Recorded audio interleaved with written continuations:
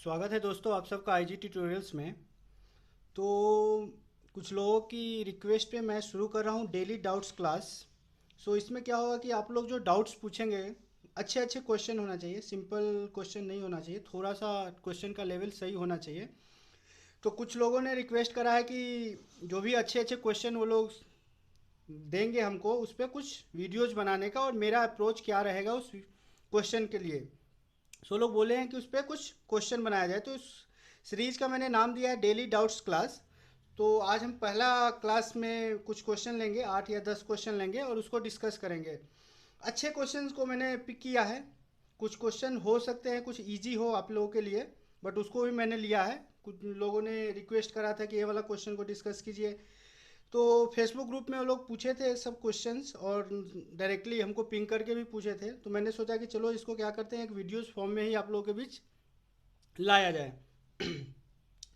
तो आज से हम लोग क्या करेंगे, डेली डेली या हर एक 2 दिन में, जब भी आप लोग हमको 8-10 क्वेश्चन दे दें, हम लोग मेरे पास आ जाए अच्छे क्वेश्चन 8-10 का एक, तो उस पर वीडियोस बनाया जाएगा। तो मैं कोशिश करूँगा कि डेली बनाऊँ, ना हो सके तो हर 2 दिन में एक वीडियो डेली डाउट क्लास का मैं आप लोगों के बीच लाऊंगा। तो इसका मेन फोकस क्या है कि आजकल हर एक एग्ज़ाम का, चाहे एसएससी हो या आईबीपीएस या एसबीआई या क्लर्क लेवल का भी बात कर ले, क्वेश्चन का लेवल डे बाय डे बढ़ते जा रहा है। तो जो होता है कि एकदम इजी टाइप क्वेश्चन को करके हम लोग को कोई फ़ायदा है नहीं, तो हम लोग को प्रैक्टिस करना ही पड़ेगा कुछ अच्छे लेवल के क्वेश्चंस को। कुछ स्टूडेंट्स ने, कुछ एस्पायरेंट्स ने हमको सेंड किया है सारे क्वेश्चन जो मैं आज डिस्कस करूँगा। तो उसको एक एक करके देखेंगे कि क्या उसका अप्रोच हो सकता है। तो चलिए लेते हैं पहला क्वेश्चन। पहला क्वेश्चन जो है, पहला क्वेश्चन को मैं रीड आउट कर देता हूँ। पहला क्वेश्चन बोला है कि the average weight of students in 4 section ABCD। 4 section दिया हुआ है, A, B, C और D। उसका जो एवरेज दिया हुआ वो दिया हुआ है 60 kg। वेट का जो एवरेज है वो 60 kg दिया हुआ है, ठीक है। आगे दिया है the average weight of students of A, B, C and D individually are 45, 50, 72 and 80 kg। मतलब कि जो ए का दिया हुआ है वो कितना दिया हुआ है, एवरेज वेट 45, बी का कितना दिया हुआ है 50, सी का कितना दिया हुआ है 72 और डी का कितना दिया हुआ है 80 kg। एक हर एक ईच इंडिविजुअल सेक्शंस का एवरेज वेट दिया गया है। आगे बोलता है कि the average weight of the students of section A and be together is 48 kg। मतलब कि ए और बी का जो दिया हुआ एवरेज वेट कितना दिया हुआ है 48 kg। फिर आगे दिया हुआ है कि B and C together is 60 kg। B और सी का जो दिया हुआ है वो कितना दिया हुआ है 60 kg का। अब देखिए, अब यहाँ से हम लोग ए और बी का एवरेज दिया हुआ है, ए और बी का जो हम लोग का अलग अलग या मतलब पता है एवरेज, तो उसका हम लोग क्या कर सकते हैं, एलिगेशन से हम लोग क्या कर सकते हैं, number of students in each section निकाल सकते हैं। तो अब देखिए, यहाँ पे यदि ऐसे किया जाए, क्रॉस हम लोग जनरली क्या करते हैं क्रॉस करके लेते हैं, बट मैं एलिगेशन के लिए स्ट्रेट लाइन वाला मेथड फॉलो करता हूँ। यहाँ पे तो डिस्कस करना संभव नहीं है, कभी टाइम मिले तो मैं स्ट्रेट लाइन कैसे एलिगेशन एंड मिक्सर को स्ट्रेट लाइन में करेंगे वो मैं आपको समझा दूंगा। यहाँ बी दिया हुआ है, अब देखिए ए का कितना दिया हुआ है 45, ठीक है। बी का कितना दिया हुआ है 50 और दोनों का एवरेज कितना दिया हुआ है 48। मतलब कि ए वाला डिस्टेंस यहाँ आता है तो ये कितना होता है 2, ए वाला डिस्टेंस यहाँ आता है तो ये कितना होता है 3। मतलब कि ए और बी में नंबर ऑफ स्टूडेंट का जो रेशियो है कितना है 2:3 का, ठीक है। अब सिमिलरली यदि बी और सी के लिए बात हम लोग करें, ठीक है, यहाँ पे बी और सी का बात करें तो इसका एवरेज 60 दिया हुआ है और बी का हम लोग के पास कितना है 50, सी का हम लोग के पास कितना है 72। तो ए वाला डिस्टेंस 12 यहाँ आ जाएगा, ए वाला डिस्टेंस 10 यहाँ आ जाएगा। मतलब कि B/C का रेशियो कितना आया 6:5, ठीक है। अब देखिए, अब यहाँ से हम लोग लिख सकते हैं A/B/C इज इक्वल टू, इसको 6 करेंगे तो कितना आ जाएगा 4:6:5, ठीक है। A B C का नंबर ऑफ स्टूडेंट्स जो इस सेक्शन में है उसका रेशियो आ गया। अब हम लोग मान लेते हैं कि डी सेक्शन में जो है, डी सेक्शन में नंबर ऑफ स्टूडेंट्स को हम लोग डी मान लेते हैं, ठीक है। डी सेक्शन में नंबर ऑफ स्टूडेंट कितना है डी है। तो अब यदि यहाँ से किया जाए तो एवरेज क्या होता है, एवरेज होता है जितने सारे टोटल दिया गया है बाई नंबर, मतलब total sum of observation by number of observation, ठीक है। तो एवरेज हम लोग को ए बी सी डी का एवरेज कितना दिया हुआ है 60, ठीक है।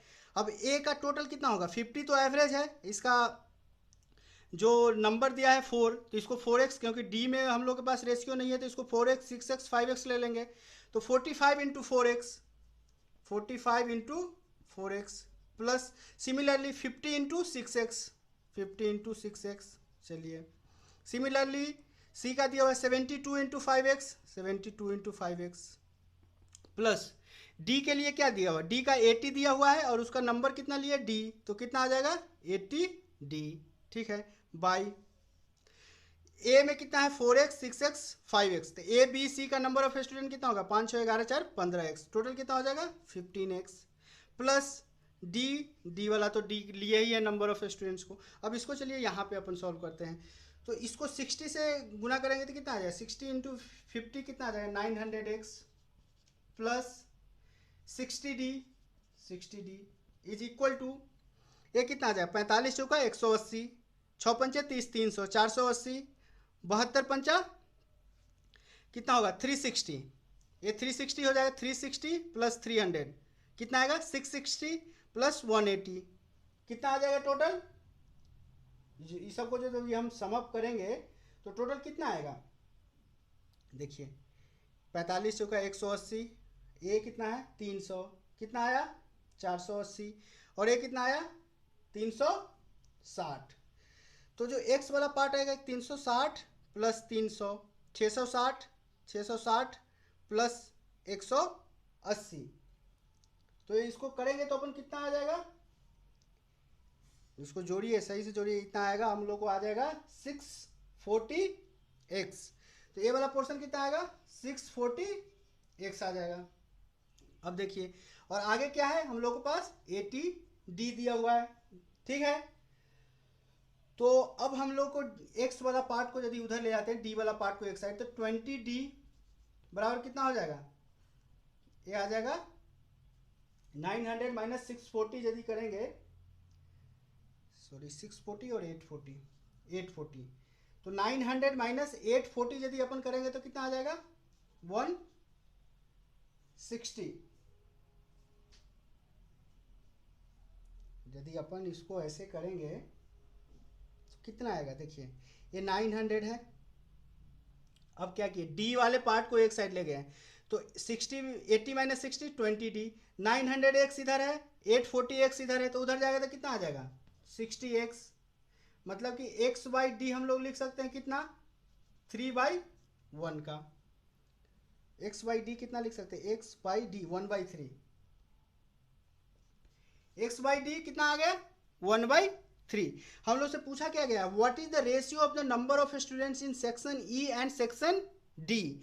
ए में हम लोग के पास कितना स्टूडेंट है 4x, यहाँ वाला पार्ट को हम लोग x लिए थे ABC वालों को, तो ए वाला में कितना है 4x, डी वाला में कितना है d लिए थे, मतलब कि 4x बाई डी निकालना है, तो 4x बाई डी कितना हो जाएगा 4x बाई डी का वैल्यू कितना है 1/3, मतलब कि 4/3। हम लोग का आंसर क्या हो जाएगा option B, option B 4/3 will be our right answer. देखिए इसमें थोड़ा सा अच्छा क्वेश्चन है, ए बी सी डी का एवरेज 60 दिया हुआ है, सबका दिया हुआ है। अब ए बी का 48 दिया है तो ए और बी को हम लोग कंबाइन किए तो ए बी का रेशियो कितना आया 2:3, बी और सी को कंबाइन किए कितना आया 6:5 और ए बी सी को कंबाइन किए तो कितना है 4:6:5।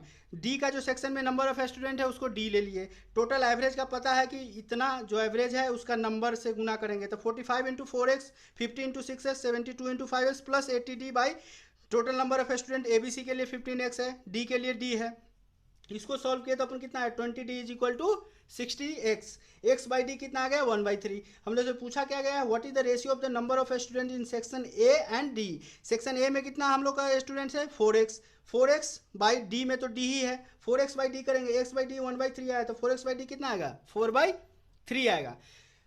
लेकिन क्या हम लोग ऐसे इस क्वेश्चन को कर सकते हैं एग्जाम में, कितना भी करिएगा आपका 1 मिनट तो लेगा ही लेगा, कितना भी आप कैलकुलेशन में फास्ट हैं, तो क्या एग्जामिनर ने कहीं पर कुछ गलती किया है, डेटा को कुछ ऐसा दे के हम लोग को इजी बनाया है क्या क्वेश्चन को। तो चलिए देखते हैं इसको मेथड सेकेंड में अपन कैसे सॉल्व करते हैं, तो देखते हैं मेथड सेकेंड कैसे करेंगे। तो मेथड सेकेंड लेने से पहले आप लोग से एक क्वेश्चन पूछ रहा हूँ कि ए और बी, मान लिया कि दिया हुआ है ए और डी का कुछ एवरेज एक्स दिया हुआ है, ठीक है। बी और सी का एवरेज एक्स, मान लिया कि एक्स दिया हुआ है। ए और डी का हम लोग को पता नहीं है, और ए बी सी डी का एवरेज एक्स दिया हुआ है। तो क्या आप बोल सकते हैं कि ए और डी का भी एवरेज एक्स ही होगा? तभी तो हम लोग कर सकते हैं एक्स प्लस एक्स बाई 2, इसका एवरेज एक्स आएगा।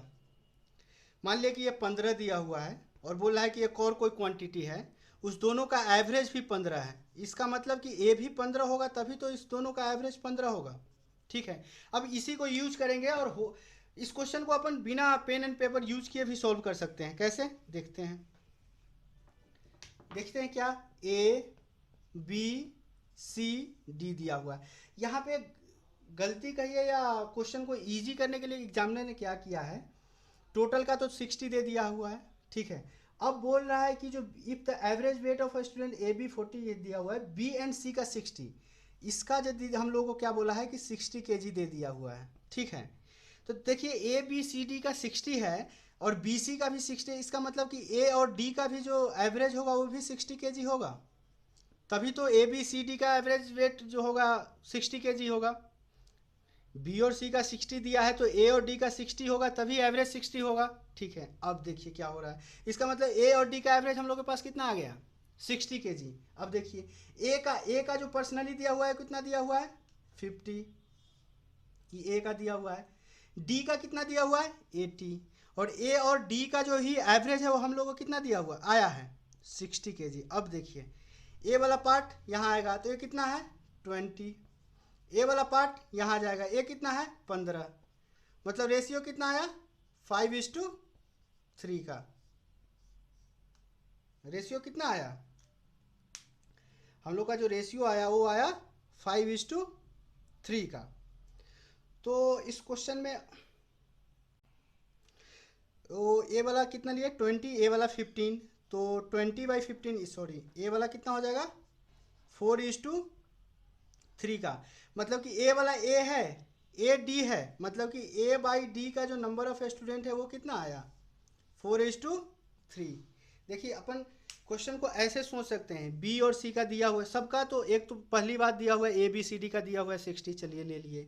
ए बी सी डी का अलग अलग दिया हुआ है 45, 50, 72, 80, ये भी ले लिए। अगला दिया हुआ है कि ए और बी का 48 दिया गया है, फिर से उससे आगे दिया हुआ है बी और सी का 60 दिया है। तो यहाँ से हम लोग को एक क्लू आया कि टोटल का 60 है, बी सी का भी 60 है, इसका मतलब ए और डी का भी 60 होना चाहिए। यदि ए और डी का 60 है तो क्या करेंगे, ए का लेंगे डी का लेंगे, एवरेज 60 लेंगे, तो 45, 60, 80, ए वाला डिस्टेंस जो होगा 20 यहाँ पे आ जाएगा, ए वाला 15 यहाँ पे आ जाएगा। इस दोनों ए और डी का रेशियो कितना आया, 4:3। इसको ऐसे हम तो स्ट्रेट लाइन फॉलो करते हैं, कभी एलिगेशन पे मौका मिले तो बता दूंगा कि कैसे स्ट्रेट लाइन फॉलो करते हैं, नहीं तो आप लोग जैसे करते हैं, जैसे 45, ए वाला 60 था, ए वाला 80 था, तो ए कितना हुआ 20, ए कितना हुआ 15, तो इसका रेशियो कितना आया 4:3। तो हम इसको ऐसे नहीं करके स्ट्रेट लाइन में सॉल्व करते हैं, तो आप समझ लीजिएगा कि क्या किया गया है। ये वाला चीज़ जो है एग्जैक्ट यही है, तो इसका आंसर क्या आया 4:3। चलिए लेते हैं नेक्स्ट क्वेश्चन। तो हम लोग का नेक्स्ट क्वेश्चन है, a vessel of 80 litres is filled with milk and water, 70% of milk and 30% of water is taken out of the vessel, it is found that the vessel is vacated by 55%, find the initial quantity of milk and water। अब देखिए 80 litres का है, ठीक है, चलिए 80 litres का वो vessel है, उसमें 70 लीटर मिल्क और 30 लीटर जो है वाटर को निकाला गया है। तो अब देखिए, और निकालने के बाद जो निकाला हुआ पार्ट कितना आता है 55, मतलब कि ए 70% निकाला, ए 30% निकाला, तो इसका एवरेज कितना, सेम एलिगेशन एंड मिक्सचर हम स्ट्रेट लाइन पे कर रहे हैं 55। ए वाला डिस्टेंस यहाँ आता है, ए कितना हो गया 25, ए वाला डिस्टेंस उधर जाता है, ए कितना आया 15, मतलब कि इसका रेशियो कितना आया 5:3 में। 5:3 में तो टोटल 8 पार्ट्स बराबर 80 है, तो 5 पार्ट्स कितना हो जाएगा 50, 3 पार्ट्स कितना आया 30, तो 50 वाला क्या हो गया मिल्क, ए वाला चीज़ जो दिया हुआ था वो मिल्क का दिया हुआ था, ए वाला चीज़ जो दिया हुआ था वो वाटर का दिया हुआ था। तो ए वाला जो 30 kg आया वो किसका आया, ये आ गया आपको वाटर का, ठीक है। सेम इसको दूसरे तरीके से, अब जो हम यहाँ पे क्या लिए, निकाला हुआ पार्ट, हम दूसरे तरीके से क्या बोलेंगे, जो बच जाता है। तो मिल्क में क्या कर रहे हैं, यहाँ पे मिल्क है, यहाँ पे वाटर है। मिल्क में बच कितना रहा है, 30%। वाटर में कितना बच रहा है, 70%। यदि 70% निकाल दिए तो बचा कितना, 30%। 30% निकाल दिए तो बचा कितना, 70%। अब बोल रहा है कि 55% निकाल दिए तो बचा कितना, 45%। सेम इसको ऐसे भी कर सकते हैं। ए वाला रेशियो यहाँ कितना आ जाएगा, 25। ए वाला यहाँ कितना आ जाएगा, 5। ये कितना आ जाएगा, 5:3। सेम है, जैसे आपको करना है, इधर इस वे में कर सकते हैं या इस वे में। टोटल 8 पार्ट्स 80 लीटर्स है, तो 5 पार्ट्स कितना आ जाएगा, 50 लीटर्स। मतलब मिल्क 50 लीटर्स, वाटर 30 लीटर्स। चलिए लेते हैं नेक्स्ट क्वेश्चन। चलिए, तो थर्ड क्वेश्चन है, there are 2 vessels, one containing 12 litres of water, other 6 litres of wine. If a litre be taken out of each and poured into the other, and if this is repeated 4 times, find how much wine will be contained one, means how much wine will be there in container 1। बहुत ही अच्छा question है, actually मेरा favourite question है ये वाला, मेरा favourite question है। एक में बोल रहा है कि 12 लीटर दिया हुआ है। 12 लीटर क्या है, तो 12 लीटर वाटर दिया हुआ है, ठीक है। दूसरा में बोल रहा है 6 लीटर वाइन दिया गया है, ठीक है। अब बोल रहा है कि 1 लीटर इसमें से निकालते हैं, 1 लीटर इसमें से निकालते हैं, और दोनों को एक दूसरे में डाल देते हैं। और ये वाला प्रक्रिया को जो है 4 बार किया जाता है। तो बोल रहा है कि जो फर्स्ट कंटेनर 1 है, यहाँ कंटेनर दिया हुआ है, कंटेनर या वेसल 1 होना चाहिए, इसमें कितना वाइन आ जाता है। इसको गौर से देखिए, बहुत ही अच्छा क्वेश्चन है और बहुत ही कंसेप्चुअल क्वेश्चन है। अब देखिए, फर्स्ट टाइम यदि अपन करेंगे तो ए क्या होगा, 11 लीटर। यहाँ पे अपन क्या करते हैं, इसको ए वाला पोर्शन को वाटर लेते हैं, वाट से, इसको वाइन लेते हैं, वाइन से। यहाँ पे इसको वाइन लेते हैं ऐसे, वाटर। कितना बच जाता है वो अपन एनालाइज करेंगे। ये पहला प्रोसेस में 11 बच जाएगा, इसमें एक वाइन आ जाएगा, ए वाला। इस वाले प्रोसेस में एक कितना हो जाएगा, 6 है, तो 5 लीटर वाइन बच जाएगा और 1 लीटर वाटर आ जाएगा। अब सेकेंड प्रोसेस में क्या होगा, देखिए सेकेंड प्रोसेस में होगा कि यदि 1 लीटर निकालिएगा तो 11 में से 1 लीटर जाएगा तो क्या आएगा, 11 में से यदि 1 लीटर तो 11/12 भाग इसका जाएगा, 1/12 भाई पार्ट्स इसका जाएगा। मतलब कि यदि 11/12 पार्ट्स तो वाटर में से जाएगा, 1/12 पार्ट्स इसमें से जाएगा, तभी तो 1 लीटर जाएगा। समझ रहे हैं आप, 11/12 लीटर्स वाटर में से जाएगा, 1/12 लीटर वाइन में से जाएगा, तभी तो दोनों को जोड़ेंगे तो 1 लीटर टोटल मिक्सचर में से जाएगा। सिमिलरली यदि यहाँ पे अपन गौर करें तो यहाँ से क्या होगा, 5/6 लीटर तो वाइन में से जाएगा, 1/6 लीटर वाटर में से जाएगा। गौर से देखिए, इसको बहुत कंसेप्चुअल क्वेश्चन है ये। तो ए इतना चला जाएगा, ठीक है। अब हम लोग को चूंकि कॉन्सेंट्रेट करना है वाइन पे, तो एक तो था, उसमें से 1/12 चला गया, लेकिन आ कितना रहा है, यहाँ से वाइन आ कितना रहा है,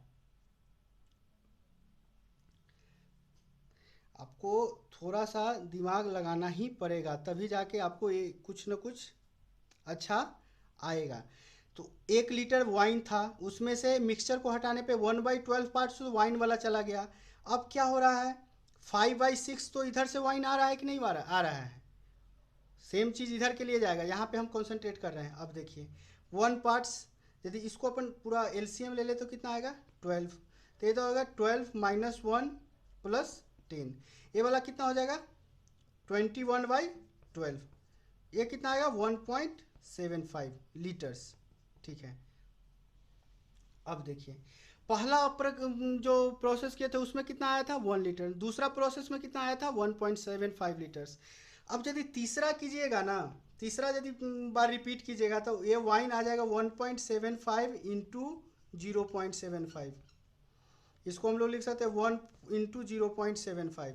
यदि आप फोर्थ प्रोसेस कीजिएगा तो जो वाइन आएगा फर्स्ट कंटेनर में आएगा 1.75 × 0.75 × 0.75, ठीक है।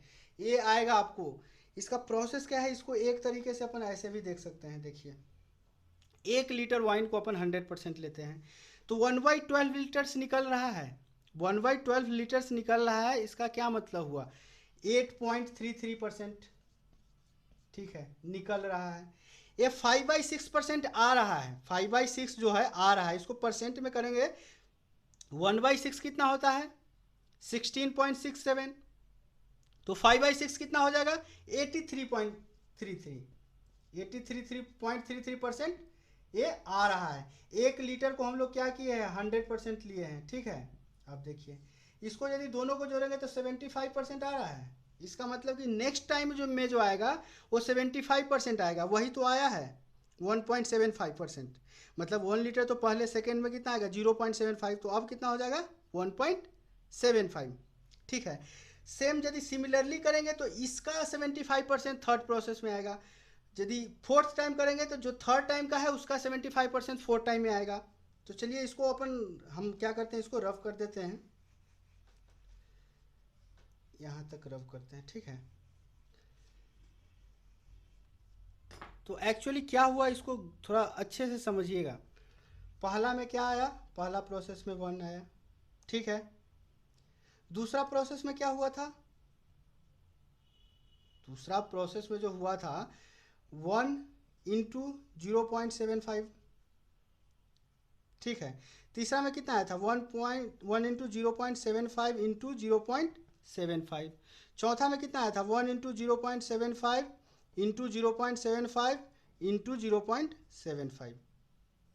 ये वाला आया था कि नहीं, हर बार 75% उस जो ओरिजिनल क्वांटिटी है। फर्स्ट में यदि 1 लीटर है तो सेकेंड में कितना आ रहा था उसका 75%, मतलब कि 0.75, ठीक है।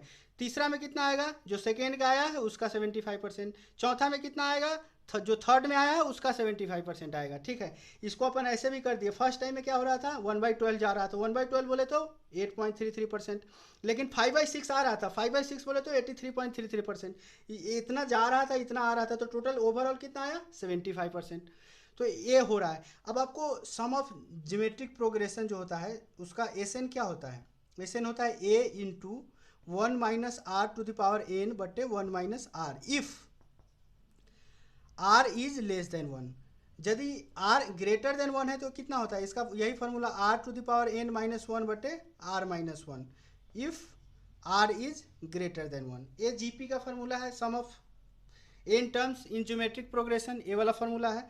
तो इसी को लेके अपन ये वाला फॉर्मूला को यहाँ पे यूज करते हैं। तो आपको 4 टर्म्स तक लेना है, तो जो सम होगा वो सम कितना आ जाएगा, एस एन ए कितना दिया हुआ है 1 इंटू 1, चूँकि आर यहाँ पे 1 से छोटा है तो 1 minus R to the power N. 0.75 को हम लोग 3/4 लिख सकते हैं, इसका कितना 4 टाइम्स हो रहा है तो पावर 4 हो जाएगा, बटा 1 माइनस 4, 1 माइनस 4 ये 3/4, तो 1 माइनस 3/4 कितना आ जाएगा 1/4, ये 4 ऊपर चला जाएगा तो 4 into 1 minus 3 to the power 4 कितना हो जाएगा 81 बाई 4 टू द पावर 4 कितना आ जाएगा 256। इसको करेंगे तो कितना आ जाएगा 4 इंटू 256 में से 81 जाएगा तो कितना आ जाएगा 175 आना चाहिए, 175 कितना आएगा 175 बाई 256 से ही कितना टाइम्स जाएगा 64 टाइम्स, ठीक है। अब हम लोग के पास यहाँ पे बचा क्या, ये वाला पोर्शन को हम यहाँ लिख सकते हैं, तो 175 बाई 64 बचा। यदि इसको आप कैलकुलेट करेंगे तो आपका जो आंसर आएगा वो कितना आएगा 2.73 समथिंग, अप्रोक्स 2.73 आएगा। क्योंकि ऑप्शन में दिया हुआ है 2 ही डेसिमल तक, तो हम लोग ऑप्शन में यही लेंगे, तो 2.73 option C is our right answer. यहाँ पे समझना बहुत ज़रूरी है।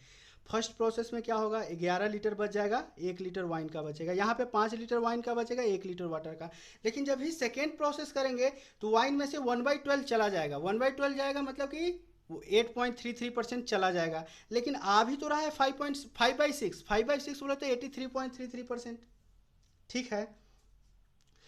तो इसको ओवरऑल किए तो 75% आया, मतलब कि फर्स्ट टाइम यदि 1 है तो सेकेंड टाइम कितना आ रहा है 1.75, थर्ड टाइम कितना 1.75 इंटू 0.75, इसी तरह। और इसको जब ये हम लोग का फाइनली एक ज्योमेट्रिक प्रोग्रेशन बन गया। ज्योमेट्रिक प्रोग्रेशन क्या होता है, ए होता है, फिर नेक्स्ट टर्म में किसी टर्म से गुना किया जाता है, फिर उसी टर्म से सेकेंड टर्म में AR टू द पावर 4, इस तरह से ज्योमेट्रिक प्रोग्रेशन बनता है। यही वाला ज्योमेट्रिक प्रोग्रेशन का फॉर्म किया, इसको हम लोग फार्मूला से लगाए, एस एन बराबर 1 into 1 minus R to the power N by 1 minus R. इसको फाइंड आउट किया, हम लोग का आंसर कितना आया 2.73।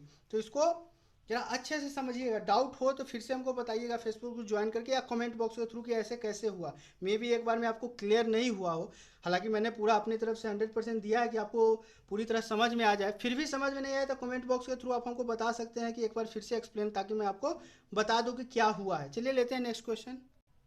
चलिए तो हम लोग का अगला क्वेश्चन है, a vessel contains a mixture of milk and water in ratio 40:3, 14:3, 25.5 liters of mixture is taken out from the vessel and 2.5 liters of pure water and 5 liters of pure milk is added to the mixture. If resultant mixture contains 20% water, what was the initial quantity of mixture in the vessel before the replacement in liters? चलिए 14 image ले लेते हैं, total 70x litre दिया हुआ है। ये 14x किसका है? मिल्क का है, ठीक है। ये 3x ले लिया, ये किसका है? वाटर का है। अब यहाँ पे क्या बोला है? 25.5 litres mixer is taken out, तो ये 14×3 = 17 है, मतलब 1.5 टाइम्स निकल रहा है, क्योंकि 17 का 1.5 टाइम्स कितना है? 25.5 है। इसका मतलब कि इसमें से डेढ़ गुना निकल रहा है, ठीक है। डेढ़ गुना निकल रहा है, तो इसको अपन कैसे कर सकते हैं? अब देखिए, ये कितना, यदि 14x में से इसका 1.5 टाइम्स निकालेंगे तो 21 लीटर इसमें से जाएगा और 4.5 मतलब 4.5 लीटर्स इसमें से जाएगा। तो 40x में से बोल रहा है कि 21 लीटर निकाल दिया, 3x में से बोल रहा है कि 4.5 लीटर्स निकाल दिया। अब बोल रहा है कि 2.5 लीटर्स वाटर का मिलाया भी जाता है, 2.5 लीटर्स यहाँ मिलाया गया, यहाँ पे बोला है 5 लीटर्स मिलाया गया, तो यहाँ पे 5 लीटर्स प्लस में आ जाएगा। ये कितना आएगा? 40x कितना आएगा? ये 14x यहाँ पे 5 लीटर्स मिलाया गया, तो ये कितना आएगा? 16। 14x माइनस 16 आ जाएगा। ये कितना आएगा? 3x प्लस नहीं होके -2 हो जाएगा। अब ये बोल रहा है कि वाटर का जो अब जो वाटर का रेशियो है वो 20% है, मतलब कि यदि 3x माइनस 2 किया जाए और total mixture a plus a किया जाए, मतलब कितना हो जाएगा? 17x माइनस 18, ये कितना है? 20%, तो 20% कितना होता है? 1/5 होता है। तो यदि इसको करेंगे तो कितना आ जाएगा? 15x minus 10 is equal to 17x minus 18। अब यदि 17 इधर लगे तो 2x बराबर कितना हो जाएगा? 8। x बराबर कितना आ जाएगा? 4। अब हम लोग से पूछा गया कि find the initial quantity of mixture, तो मिक्सचर हम लोग के पास कितना था इनिशियली? 17x। 17x का वैल्यू कितना आया? 4, मतलब कि हम लोग का इनिशियल क्वांटिटी मिक्सर का कितना था? 68 लीटर्स, ठीक है। तो ये वे है हम लोग को क्वेश्चन को सॉल्व करने का। चलिए लेते हैं नेक्स्ट क्वेश्चन। चलिए नेक्स्ट क्वेश्चन है, two friends Ram and Shyam starts walking from the same point on a regular hexagonal field. चलिए रेगुलर हेक्सागोनल फील्ड बोला गया है। रेगुलर कोई शेप कहने का मतलब कि उसका सारे साइड्स, फिगर उतना सही नहीं बना बट आप समझ जाना। चलिए एक बार और बना देता हूँ। रेगुलर कहने का मतलब कि उसका जो सारा का सारा साइड है वो आपस में इक्वल है, ठीक है, ऐसे बोला गया है, ठीक है। अब बोला है कि राम और श्याम एक ही पॉइंट से चलता है, ठीक है। The finishing point is exactly opposite to the point where this start walking, मतलब कि यहाँ से यदि ये स्टार्ट करता है तो एग्जैक्टली अपोजिट है फिनिशिंग पॉइंट, मतलब कि ए स्टार्टिंग पॉइंट को एस ले लेते हैं, फिनिशिंग पॉइंट को एफ ले लेते हैं, ठीक है। Ram walks along the diagonal, मतलब कि इधर जो है राम जाता है, ठीक है। और नेक्स्ट बोल रहा है Ram walks along the diagonal which meets at the finishing point of the field, मतलब कि राम यहाँ से जाता है और फिनिशिंग पॉइंट पे पहुँचता है, ठीक है। And Shyam walks along the side of the field, Shyam जो है ऐसे जाता है, ठीक है। चलिए ऐसे जाता है या ऐसे जाता है, दोनों सेम डिस्टेंस होगा, चूंकि ए साइड बराबर है, यहाँ भी ए साइड बराबर है, कोई भी तरीके से ले सकते हैं। अब बोल रहा है and they reach at the finishing point, दोनों फिनिशिंग पॉइंट पे सेम टाइम पे पहुंचता है। They reach at the finishing point the same time पे पहुंचता है। Find the ratio of velocity of Ram and Shyam, इधर से कौन जा रहा है? श्याम जा रहा है, इधर से राम जा रहा है। ए स्टार्टिंग पॉइंट है, ए फिनिशिंग पॉइंट है, ठीक है। अब आपको एक चीज़ पता होना चाहिए कि रेगुलर हेक्सागोनल में यदि आप इसको ऐसे मिला देंगे, ठीक है, रेगुलर हेक्सागोन में तो ए साइड सारे के सारे बराबर होते हैं। यदि इसको ए ले लेते हैं तो ए भी ए है, ए भी ए है, ए भी ए है, सिमिलरली ए है तो ए भी ए, मतलब कि ए 2a हो जाएगा। तो जो अब क्या बोला जा रहा है कि सेम टाइम पे पहुंच रहा है, तो आपको फॉर्मूला क्या है? Speed is equal to distance by time. यहाँ पे टाइम क्या है, कांस्टेंट है, तो speed is directly proportional to distance. होगा कि नहीं होगा? मतलब कि स्पीड ऑफ राम बटे स्पीड ऑफ श्याम बराबर डिस्टेंस ऑफ राम बटे distance of Shyam. Speed of Ram is to Shyam पूछा गया है, तो डिस्टेंस ऑफ राम, राम कितना डिस्टेंस ट्रेवल करता है 2a, श्याम कितना डिस्टेंस ट्रेवल करता है 3a। मतलब कि राम का स्पीड और श्याम का स्पीड का रेशियो कितना हो जाएगा 2:3। बहुत ज़्यादा ही लंबा क्वेश्चन था, बट इसका जो आंसर है वो उतना ही छोटा था। तो इसका आंसर क्या हो जाएगा, ऑप्शन ए 2:3। चलिए लेते हैं नेक्स्ट क्वेश्चन। चलिए तो नेक्स्ट क्वेश्चन है, if the angle of elevation of cloud at a point h metres above lake. चलिए ए वाला पॉइंट लेक है, इससे h मीटर्स अबव लेक पे angle of elevation of cloud, मतलब कि ए वाला क्लाउड है, ठीक है। तो जो ए डिस्टेंस होगा वही डिस्टेंस ए होगा। क्लाउड का जो लेक में परछाई बनेगा वो सेम आएगा। तो ए एच प्लस एच है, ए इसको एक्स लिए तो ए भी एच प्लस एक्स हो गया, ठीक है।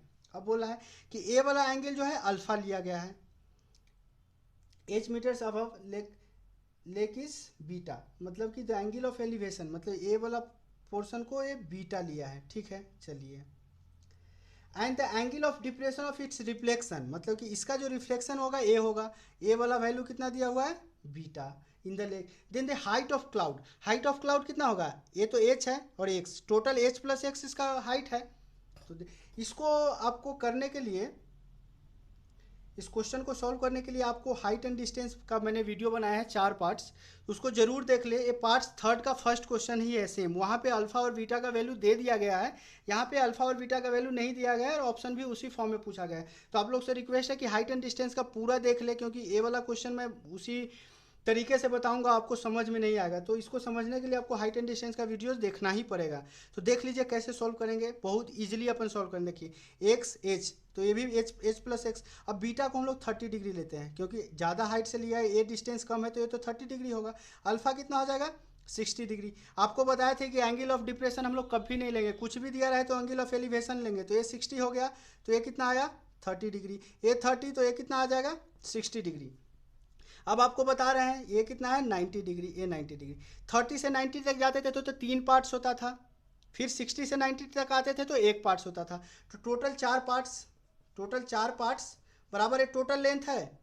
तो टोटल लेंथ कितना है x plus H plus x.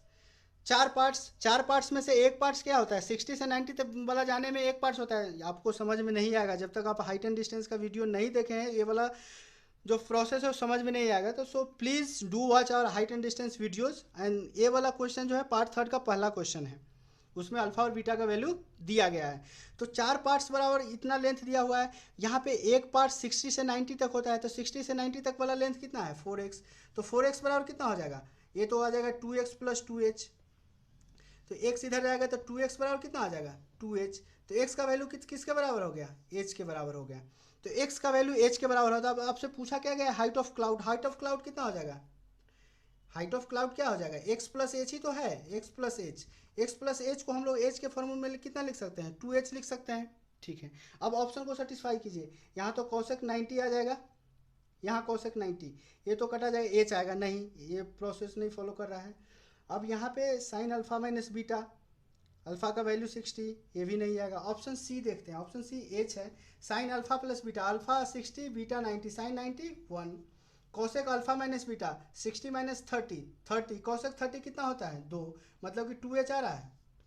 तो ऑप्शन सी हम लोग को सेटिस्फाई कर रहा है, तो इसका आंसर क्या होगा ऑप्शन सी। इसको समझने के लिए जिन लोग भी अभी तक नहीं देखे हैं हाइट एंड डिस्टेंस का वीडियो, सो प्लीज़ देख ले, पार्ट थर्ड का फर्स्ट क्वेश्चन है। चलिए लेते हैं नेक्स्ट क्वेश्चन।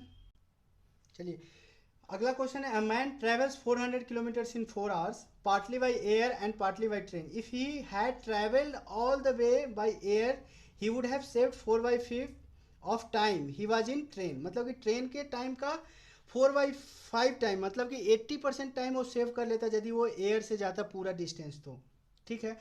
और ऐसा करता तो would have arrived his destination 2 hours early, मतलब कि 2 घंटा पहले। तो टोटल 4 घंटे में पहुंचता था, अब कितने घंटे में पहुंच रहा है 2 घंटे में, ठीक है।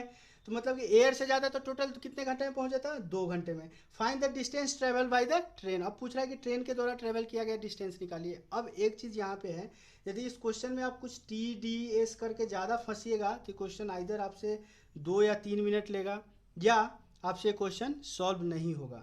तो कुछ ना कुछ आपको एक्स्ट्रा करना पड़ेगा ताकि आप ज़्यादा फंसे नहीं, ज़्यादा डेटा के चक्कर में ना पड़े। अब देखिए, एयर से जा रहा है तो टोटल तो 4 घंटे का है, लेकिन बोल रहा है कि एयर से ही पूरा डिस्टेंस ट्रेवल करता है तो 2 घंटा लेता है।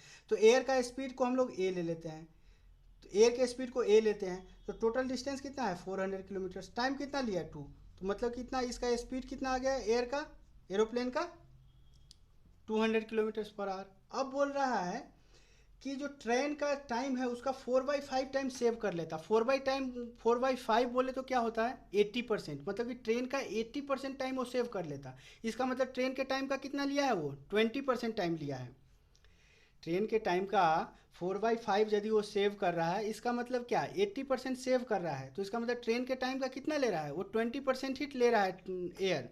तो अब देखिए, एयर यदि टी टाइम तक जाता है, टी टाइम तक एयर जाता है, पार्टली की बात बोल रहे हैं, मतलब टी टाइम तक एयर से जाता है, ठीक है। चलिए अब क्या बोल रहा है, एयर से ही यदि जाता तो ट्रेन का टाइम, यदि एयर का टाइम टी है तो ट्रेन का टाइम कितना हो जाएगा 4 - टी होगा, क्योंकि टोटल टाइम 4 आवर्स दिया हुआ है।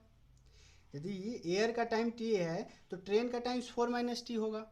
अब ये बोल रहा है कि सेव कितना कर रहा है 4/5 टाइम्स, मतलब कि 80% टाइम सेव कर रहा है ट्रेन का। तो ट्रेन के टाइम का कितना ले रहा है वो 20% टाइम ही ले रहा है। तो ये तो ट्रेन का टाइम है, इसका 20% ही ले रहा है, तो 20% कितना हो जाएगा 4 - टी का 20% कितना होगा 4 - टी/5 होगा। ए टी टाइम तक चला, फिर बोल रहा है कि ए टी टाइम तक तो जाता ही है, लेकिन ए जो है ट्रेन के 4/5 टाइम सेव करता है, मतलब कि ट्रेन के 1/5 टाइम तक चलता है। तो ट्रेन का टाइम कितना है 4 - टी, उसका 1/5 टाइम्स चलता है एरोप्लेन। तो यही वाला डिस्टेंस कितना हो जाता है 400 होता है।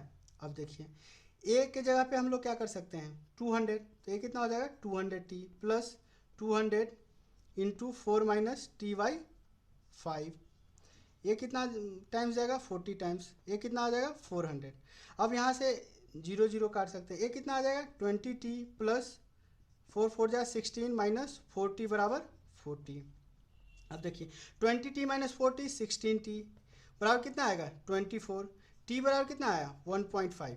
मतलब कि जो एरोप्लेन टाइम ट्रेवल किया वो कितना है 1.5 आवर्स। तो जो ट्रेन का टाइम होगा कितना आएगा, ट्रेन का टाइम कितना होगा 2.5 आवर्स।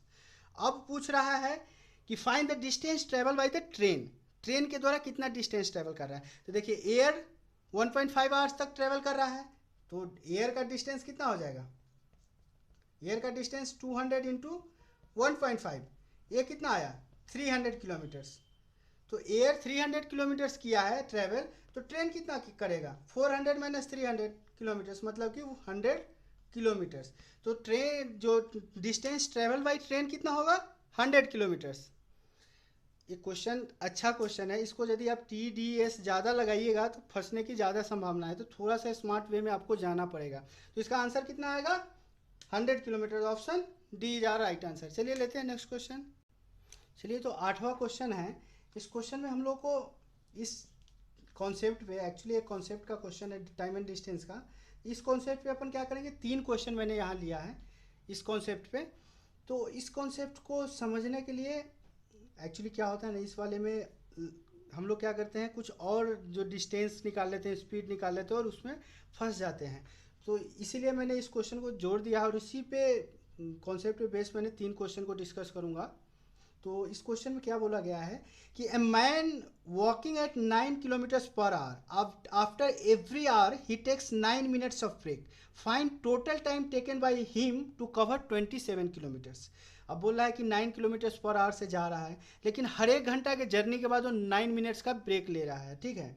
और बोला है कि टोटल 27 किलोमीटर्स जाने में उसको कितना टाइम लगेगा। अब देखिए सपोज हर एक घंटे का हम लोग ले लेते हैं, ठीक है, हर एक घंटे का।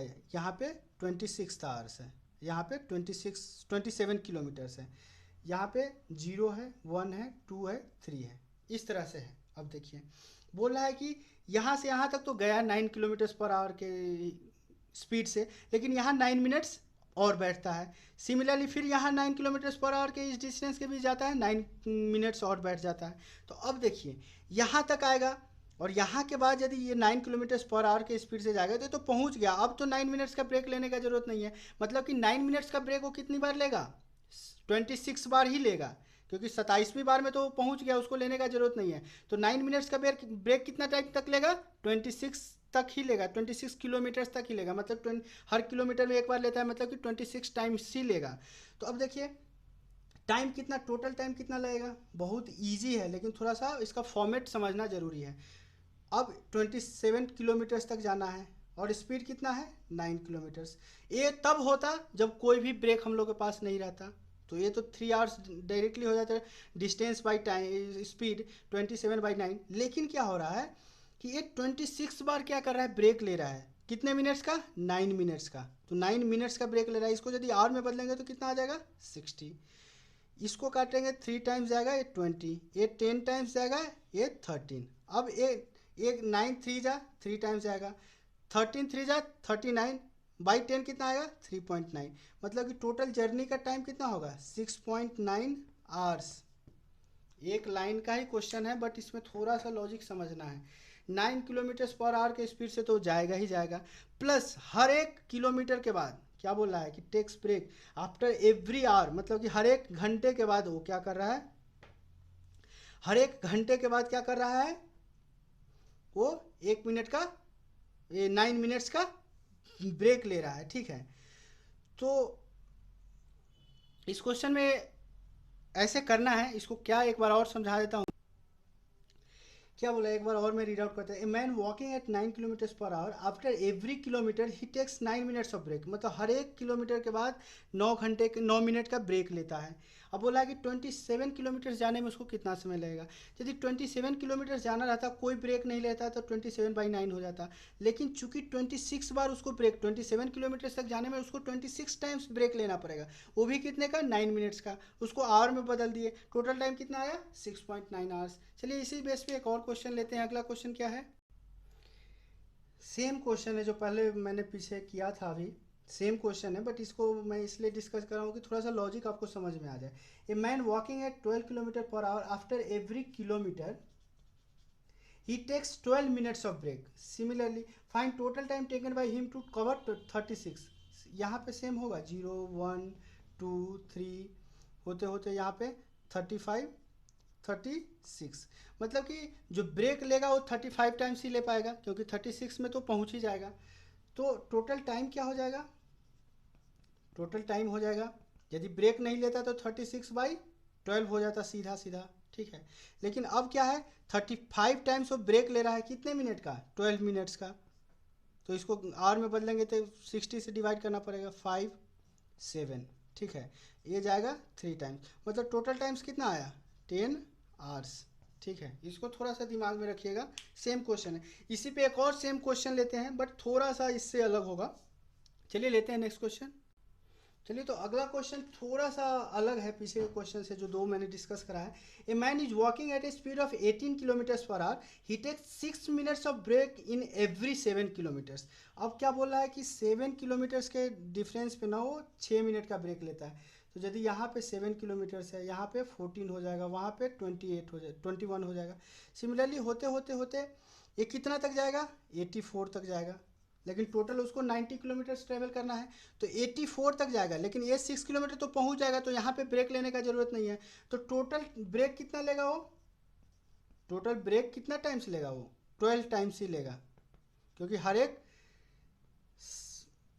एक 7 किलोमीटर में ब्रेक लेता है, तो 84 तक ही ब्रेक ले पाएगा, मतलब कि टोटल 12 टाइम्स ही ब्रेक ले पाएगा।